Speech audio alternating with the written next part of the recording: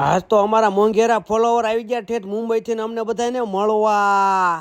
હાલો તઈ જય દ્વારકાધીશ ને જય માતાજી. ફરી મારા મિની વ્લોગમાં તમારું સ્વાગત છે. અને આજનું વાતાવરણ હતું કાર સુપર ડુપર હિટ. વાતાવરણ તો બતાડી દીધું ને આપણે જવાનું હતું કારખાને.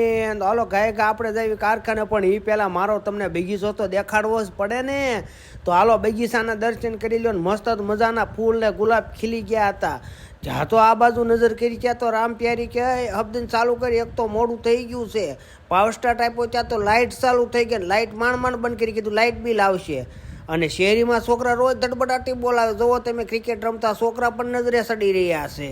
ઘાએ ઘા બહાર આવીને થોડોક આપણો સીન લઈ લીધો, થોડોક ગાડીનો લઈ લીધો ને આમથી બજાર દેખાડી દીધી ને હાલો આપણે જઈએ કારખાને. પછી તો વાયુ વેગે આપણી માણકીને વેચી કરીને આપણે કાપોદરાને ઢાળ ઉતરીને ઘાએ ઘા પહોંચી ગયા કારખાને. કારખાને જયસુખભાઈ એટલે કે ગટીભાઈ રામ રામ કરી લીધા. પછી તો એને ઘાએ ઘા આપણને મોડા સમાચાર આપ્યા કે હીરાય નથી ને કારખાને કોઈ આવ્યું નથી, પણ આપણે લાઇટના અંદવાળા જ કરી જ દીધા.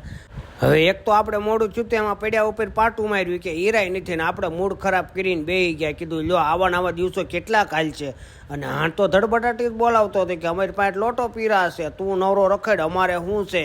પણ મેં કીધું કાંઈ વાંધો નહીં, એક દી અમારો જમાનો આવશે. નવરા બેઠા ત્યાં છેઠ આવી જાય કે દાવા લે તમને બેને કામ ચીંધી દઉં, મારી ગાડી તમારે દામનગર પોગાડવાની છે. એ પણ કઈ રીતે શેડા શેડી બાંધીને કીધું શેડા શેડી બાંધીને કે આ આપણી ગાડીની એન્જિન છોટી ગયું છે ને એ તમારે દામનગર લઈને જવાની છે. પછી તમે થોડી સ્પીડમાં ગાડી સાપીને વિયાઈ ગયા દામનગર.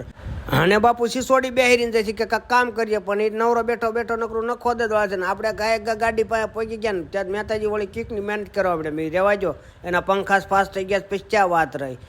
હાલો તો મેલડીમાં દર્શન કરી લો ને તમે બધા કોમેન્ટમાં જાય મેલડીમાં લખવાનું ન ભૂલતા. તમે કહો ઇન્ટ્રોમાં તો મુંબઈવાળા બેમાં દેખાડ્યા, હવે એ જોવો બીજો ભાગ જરૂર જોવો પડશે. લાઇક શેર સબસ્ક્રાઈબ કરી નાખજો.